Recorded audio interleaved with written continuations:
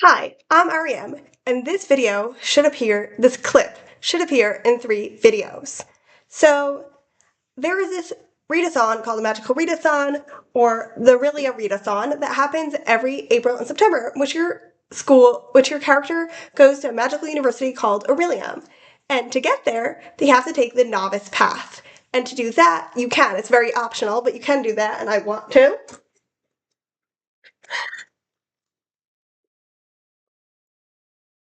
Do prompts of what is on the novice path. The novice path starts from the novice path entrance.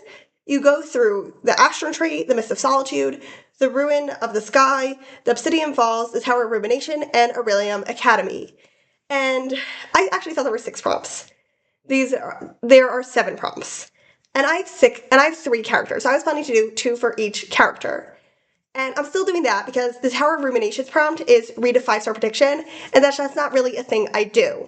So I have 3 characters, Miriam, Rafaela, and Radha. Radha actually has been to Aurelium Academy anymore as like a teenager, but she had this adventure. She went to the Fae, because she grew up in Aurelium City, and she ended up in the Fae lands, and she's coming back to actually properly learn to be a Fae Wilds cartographer. But let's see. I haven't exactly decided what Miriam or Phil are learning. But let's see what prompts I'm going to do for each character, and then these will each be and then I will drop into video for each character where I choose the books for those prompts. So let's start with Miriam, because her name starts with is in alphabetical order. Her name is first. You can see this, right?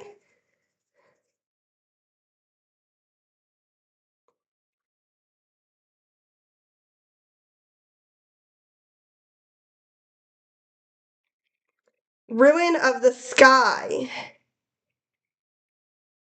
Okay. Then her other prompt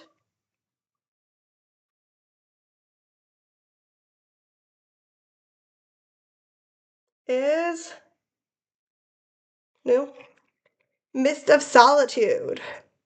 Great. Now, next in alphabetical order is Radha.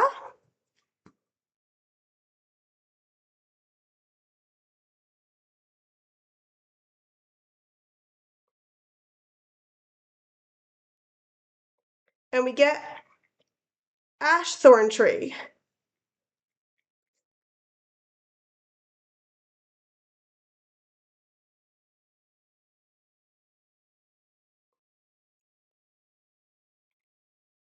And Aurelium Academy. Makes a lot of sense for her to get Aurelium Academy. And then finally, obviously, Rafaela gets Novice Pass entrance and Obsidian Falls. So I will see you in the videos. So Rafaela's prompts were actually the hardest to find. So for the Novice Pass entrance, I have to read a book with a map. And obviously that's a bit hard because I mainly read ebooks, but I found a book with a map on the cover, which is The Steerswoman by Rosemary Kirstein. So I believe this is a fantasy. Yeah, it's a fantasy where we're following this woman who works an occupation called steerswoman, and I believe they're explorers, but they're not allowed to know about magic, and we're following a character who wants to know about magic. And then for the second one, Obsidian Falls, read a thriller or mystery book. I just don't read that many thriller or mysteries, but I found one on my TBR called Come Up and Serve Cold by Marion Deeds, and this is a historical fantasy mystery. So, Seattle, 1929, a bitterly divided city overflowing with wealth, violence, and magic. Yeah, so it seems like there are a bunch of different characters in this. And that is all for now. I will not be reading this for a while. I just put them onto my TBR right now. Hello, it is January 28th, and I said back when I filmed this, well, not this, but back when I filmed the beginning of this video, I said that for the entrance to the Novice Path, which the prompt was read a book with map, I was going to read The Steerswoman by Rosemary. I do not remember her last name. However, that has changed because I recently read Cart and Quitter by Diana Wynne Jones, which is the first in the series, and each book in the series has a map in it. So I really, really wanted to continue the series. And now I'm up to Drowned Amit, which is the second in the series, and I'm at page 68. So, like all of the Hannah Wynne Jones series, this is an interconnected series. It takes place in the same world. We might meet some of the same characters, but each book has its own main characters and its own plot. So this world is this takes place in a world where we have a lot of earldoms, but the continent is divided into the north and south. And we're following our main character, Mitt, who grows up in a very tyrannical earldom in the south. The south has a lot of tyranny. And he basically joins a terrorist group.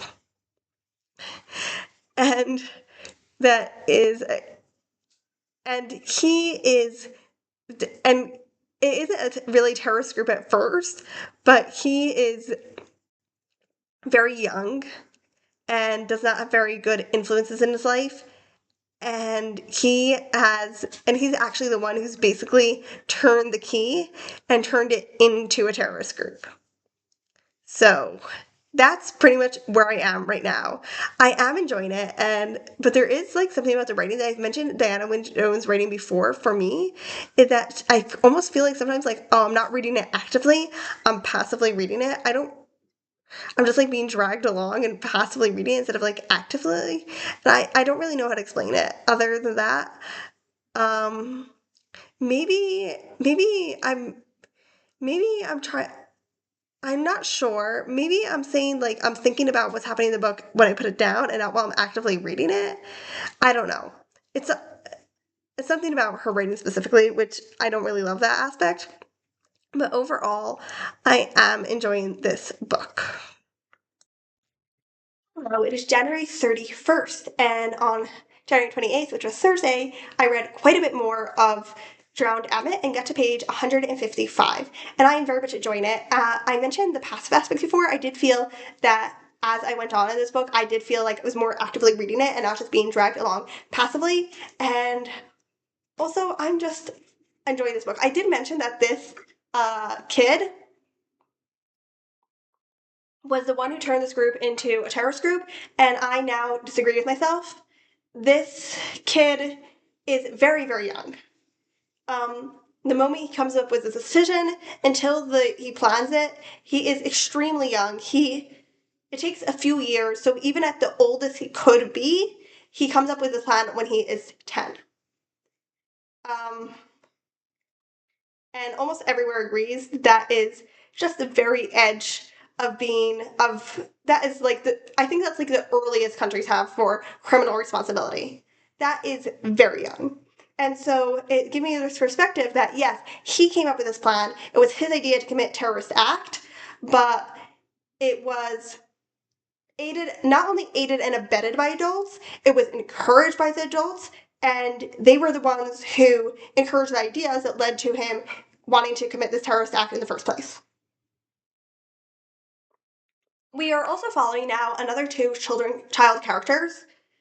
This is a children's book.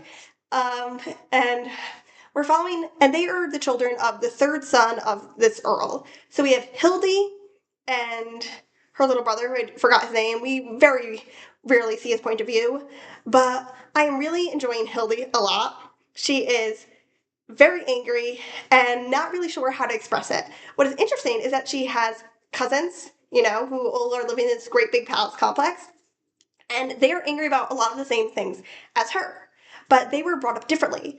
They also don't know how to express it, but they will like look down at her for expressing her anger in one way, and she'll look down at them for expressing their anger in another way, and they're all really angry at this same issue of being girls with no power and not having any power because they are girls.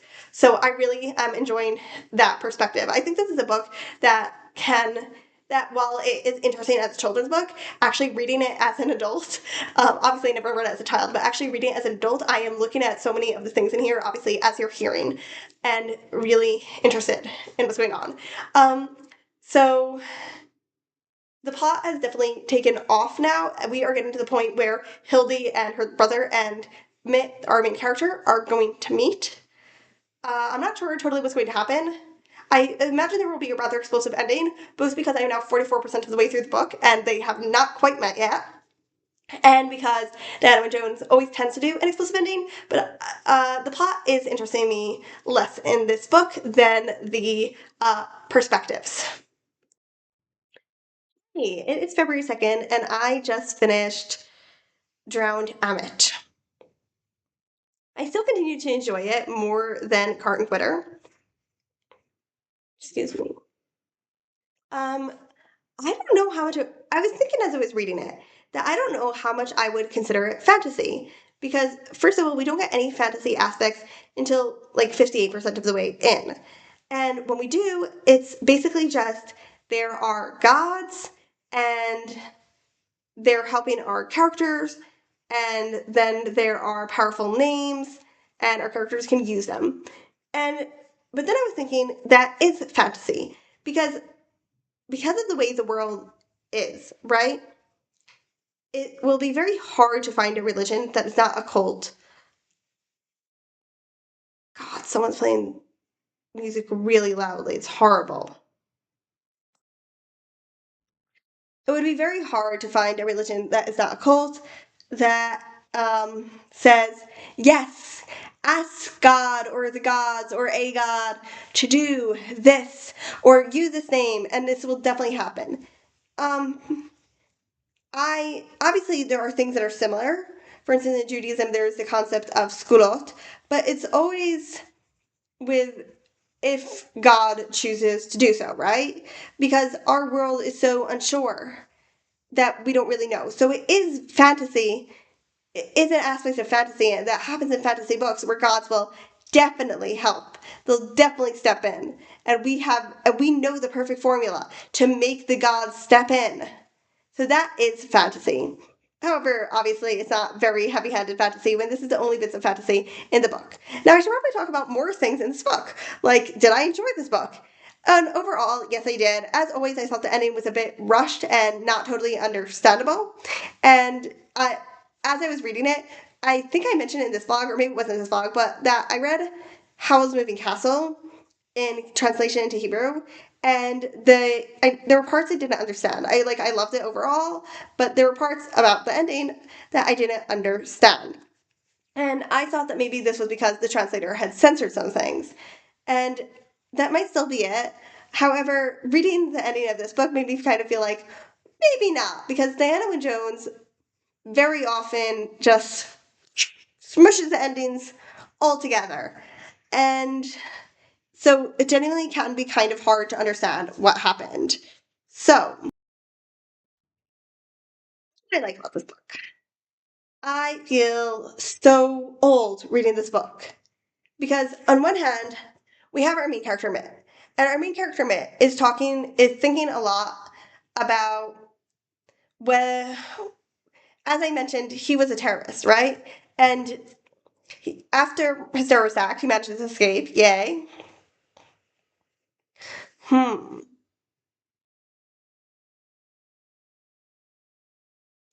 I think that's not so much of a spoiler. Anyways, right? Like, we know he's not dead, otherwise he would be dead, right?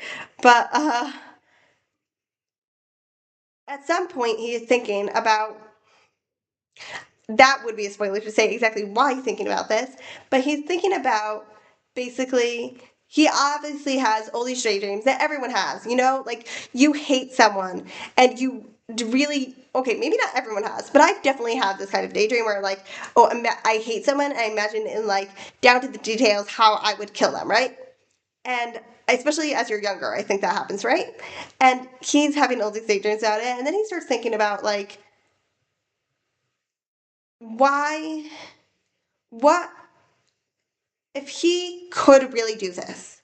And he comes to the conclusion that he could, and he has to choose not to.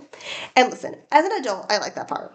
However, if I'd read this as a kid, if I'd read this at the age it was aimed at, I would have found it very boring. It did not really fit in the story. I liked the concept, I liked the conversation, but it did not really fit in the story. So I would have found it like it felt out of place. So I would have found it kind of boring. Secondly, I would have, and I still agree, well, that it would have made me feel talked down to. I think the difference of being an adult is A, I'm not so scared of being talked down to, and B, I have the ability to think deeper about these things. So as a kid, when I read something like this, I would be like, oh my god, they're telling me what to think. And now I'm like, who cares if they're telling me what to think? Because I have the ability to think about it and think about whether I agree with it or not. So I actually don't, while I enjoy that aspect, I do not think that aspect was good. Because this book is not aimed at me as an adult, it's aimed at kids. However, I did really like the sibling relationship between Hildy and Enan. I thought that was one of the best parts of the books. I've mentioned this before, character relationships in books are one of my favorite things, and I just thought the relationship between Hildy and Enan was great. I also really enjoyed uh, Mitt becoming friends with everyone and kind of not realizing that he was friends with people and being like, and then finally realizing he was friends with people and being like, shit, I don't like that.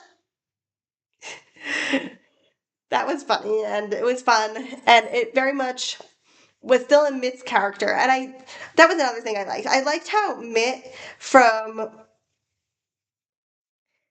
we see him change and we see him choose different things, right?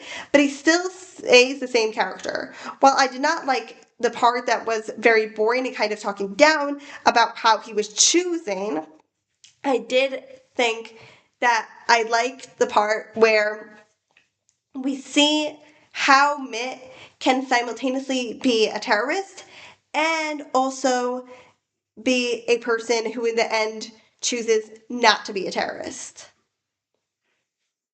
There was also this kind of weird aspect about old young faces, and one of those things is a spoiler, but basically we have Mitt, who looks very old and very young at the same time, basically because he is very young, but at the same time he's gone through hardships, including not having enough to eat. Then we have another character who is just written as if, I think, seems like he might have mild intellectual disability. I did not love that. I'm struggling to think what I thought about that character because it kind of felt like that character was there for a plot point and also to add to the motif of old and young. On the other hand, that character was treated, and I didn't really feel that the character was treated with respect. And on the other hand, that character was treated with compassion. So yeah, I don't really know what I feel about the character, but yes, the character was an adult, but that character seemed to have mild intellectual disability, so that was another aspect of old young. And then there was another character who I cannot say why they have the aspect of old young, just that it has to do with being very wise. So I don't know what that motif was about. Let me think on it. I guess that I'll think about it more and as the days pass. But what I thought of right now is that there's an aspect in this book and in most of Anna Window's books that looks can deceive. That not everyone is exactly what they look like on the surface. Hey, it is February 6th, and 2 days ago I started to read the mystery book, which was Come Up and Served Cold, by Marion Deeds. And I could not get through it. I read like 30 something pages and I was just bored. And listen, there literally was nothing for me to be bored about. Like, okay, yes, there were some things I found more boring. Like, the chapters were pretty short, but we kept on like skipping from to different POVs and we didn't really know who these people were. But something about the writing style, and also in one of the chapters we just were getting flashbacks, and I do not like flashbacks. I know some people like them. I do not like them. I want to know about the characters now. If you wanted to write about the characters then you should have written about the characters then. Okay? Um, but there were parts that were like interesting, should have been interesting. I was just bored out of my mind. So I don't know. That author's writing style did not do it for me. So I decided to do a different Mr. Book. I don't have that many on my TBR, but I went with Undead Girl Gang by Lily Anderson, which has been on my TBR for quite a while. And this is basically a book about a group of teenage witches. And we have our main character. I don't know her name yet. I haven't started reading it. And her friends all die. and people say it was like a suicide pact, but she's like, no, this was murder. So I'm going to raise their bodies or whatever, and I'm going to make them solve their own murder uh, in the few days that I have before their bodies decompose or whatever. Definitely sounds like it could be good. Okay, hey, so I started reading, it's February 9th, I started reading, um, what was it called again? You know, the mystery book that I said I would read. Undead Girl Gang yesterday. I don't feel I really have much to say about it, except that I apparently had the summary all wrong. Like not totally wrong, but like wrong. So basically, I'll retell you the summary. So we have this girl, our main character Mila, and she and her best friend are kind of practicing Wiccans, basically witches. Her best friend is really the practicing one, and she just goes along with it. She doesn't really super believe in magic. She doesn't super not believe in it either. She says she's agnostic about it, right? And then comes a week where these two girls that bullied her, commit suicide, and she's like, okay. And then her best friend also dies, and everybody says that she also committed suicide. Like she also did suicide, right? She also killed herself. But our main character, Mila, does not believe this. She's like, no, she was murdered. She would never have committed suicide. And so she finds a spell, which will bring her best friend back for 7 days. And she's like, I'll find the murderers this way. But, and this is actually where I got to. But when she does the spell, A, she accidentally brings up the two girls who bullied them too as well. And B, Uh, it turns out that neither her best friend or those two girls remember anything from like the past week. Okay, hey, it is February 10th, and I am now up to page 169. And listen, it's not, I did have some things to tell you, but like, I feel like this book is going to be like basically a 3-star book. It's like, I don't hate it, but I don't love it. I did almost DNF it at one point, and then I just looked up what I was worried about, and it didn't happen. It wasn't going to happen, so that was good. But yeah, so I feel like when it's like a 3-star book, I don't really like to talk about it because on one hand, well, one like this at least, like on one hand, like I don't really feel like I have anything good to say. On the other hand, and I do have like things to complain about. On the other hand, like I don't want to complain about it because it's not awful, you know? But yeah, so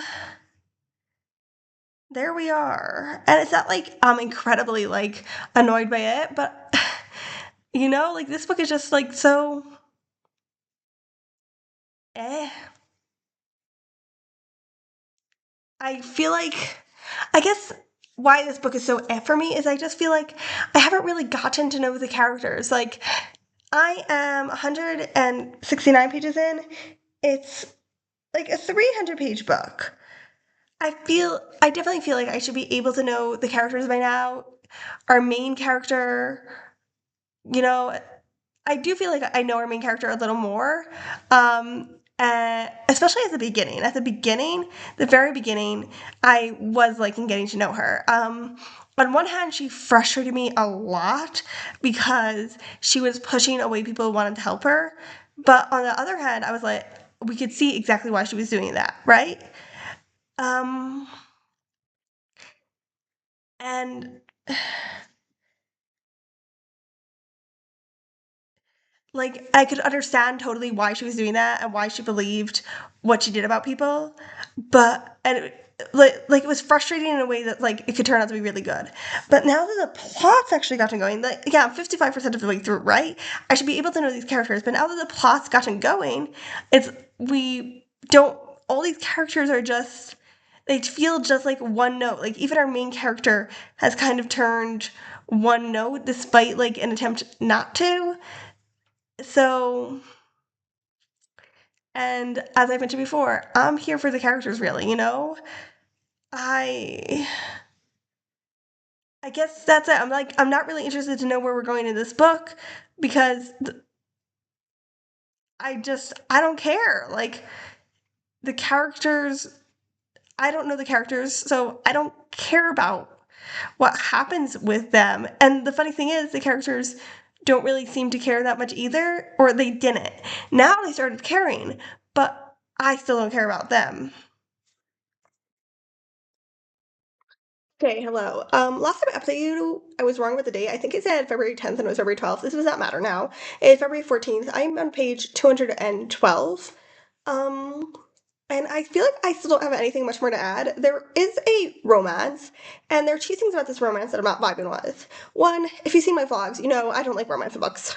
But two, the romance squicks me out.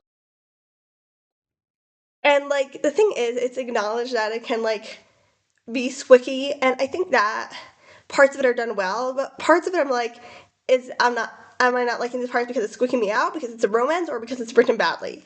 And yeah, there is like, I mean, it's squicking me out on top of the squickiness of romance in general, like the way that she keeps on describing his eyelashes, gross. So yeah, I guess that's my update. Okay, it is February 22nd, and I think you can tell by the time leap that I ended up DNFing Undid Girl Gang. I woke up and I was like, oh, I have to read it today. You know, I think I said this before. That's usually the way I find out that I actually do want to DNF things. Um, and honestly, I don't think that story was a mystery. It did not feel like a mystery to me. It was labeled in Goodreads as a mystery, and I had thought it was a mystery. So I was like, listen, I picked it up as a mystery. Goodreads says it's a mystery, so I'll keep it. But then I ended up not enjoying it. I felt like it really lost its mark to grasp me. Um, and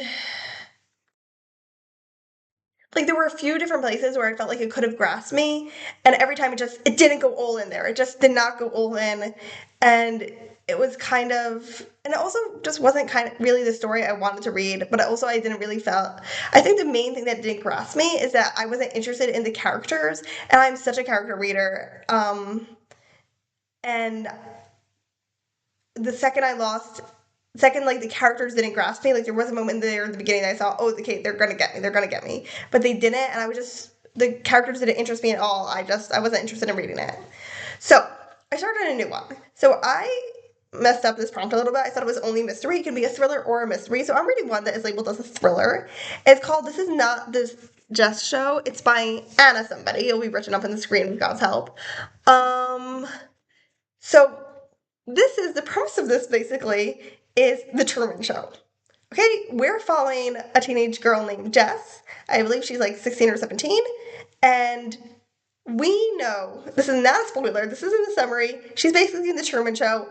It's our world. I don't know when this came out, but it's the 2010s or 2020s. And she is in a show where they're pretending it's the 1990s. And do I have super high hopes for this? No. Why? It's YA, and I just think I've grown out of YA. I've mentioned it before in a different video. But yeah, I went into why a little bit more there. But yeah, I just think I've grown out of YA. So, and then and this is like I have a ton of books that I added to my TBR when I was like my wish list when I was like I was still interested in YA. So, and I don't want to take them off, you know? Like I can still find a gem there, and it's still stuff that I was interested in. So I'm 61 pages into this book. Um, and I do believe that it's going to be around halfway through this book that this is my theory at least. My theory is that around halfway through this book, Jess will find out that her whole life is a lie, and she'll have to deal with the repercussions of that. So, but so far, it is interesting because reading it knowing that it is the Truman Show is, I'm having different reactions to it than I would be if I were reading it um, just as a general thriller. And well, or even as a contemporary, because the thing is, just as a general thriller, it would not work at all because, like, so far the thriller things, I don't know that I would call this a thriller, but whatever. But the thriller things that they've put up, like, they wouldn't catch your mind at all if, like, you were reading it as a general thriller and did not know it was, like, a Truman Show thing. But there are other things as well. Like, first of all, I'm enjoying finding, like, all the hints of everybody else knowing that first of all, knowing about the modern world and knowing that she's in a TV show and kind of having to act around her and make things happen. And let me tell you, that is really creepy because obviously she does not know it at all. And so it's not only the situations of her like kissing someone, right? Like that's definitely something you don't want to think about too much. But also she'll be like, "Oh, my best friends are great, but they always want to interrogate like every little thought I have. They want to talk about it all out." And stuff like that. It's just like so creepy because you know why they're doing this, and it's just, I mean, it's horrifying, right? And so that's fun. That's definitely fun. That's the main thing I would say is actually a thriller vibe. The other thing that is interesting is that she has like this romance going on, as I mentioned, with a childhood friend of hers. And listen, if this were written in a contemporary book, a realistic fiction book, I would be annoyed. I'd be bored, first of all, by the romance, but I would also be annoyed because it is moving forward way too quickly. And and I would also be kind of grossed out by how much she thinks about his body. However, I'm not bored and I'm not annoyed because I know that the script writers of this TV show have written it that that they want him to move forward quickly with this relationship, and she doesn't know that. So obviously that's it's actually part of the book, which is interesting. It's like it's unpurposeful. This is bad writing. It wouldn't be good writing, but this is purposeful by the script writers of this TV show. And secondly, I don't know, for some reason, the fact that her desire for his body, God, is, it still squicks me out. But because it's leading into this whole plot line that she'll eventually have to deal with emotionally, of the repercussions, and also it's dealing into this plot line of like of us knowing the TV writers are pressuring him to like are like writing or telling him, okay, now you have to move forward with this relationship with her and do this and this. Because of that, because it's leading towards that, I'm actually I'm still squicked out, but I'm like, okay, I'll read it. Whereas if this was a contemporary and not what it is, I would have DNF'd. Okay, good morning. So I haven't read any more of the book. It's the next morning, but I there was something I forgot to mention last night, and I've had more thoughts about it while I was getting dressed. So I want to talk about it, and we'll be doing that while I make breakfast for myself. The thing is that there's a suspension of disbelief that while I had joined the Truman Show, it was easier to ignore during the Truman Show. And first, I'll tell you about the suspension of disbelief, and then I'll tell you about why I think it was easier to ignore during the Truman Show and this than in this book. And that is her how her like childhood friends and her sister, even she had a sister, I think.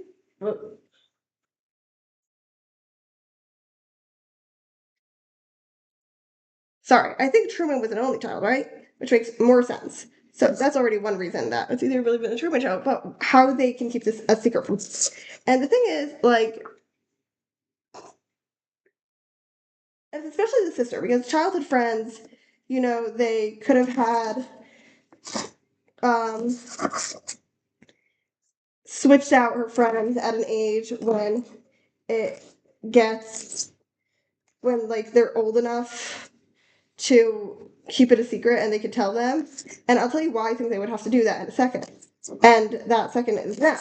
And because listen, you can't tell little kids, right? A 5-year-old is gonna reveal all, right? 4-year-old especially. But if you tell them after they've already gotten used to it, won't they feel bad? Like, wouldn't someone feel bad at some point? I don't know, maybe it's like because they're kids, so they're supposed to believe whatever the adults say.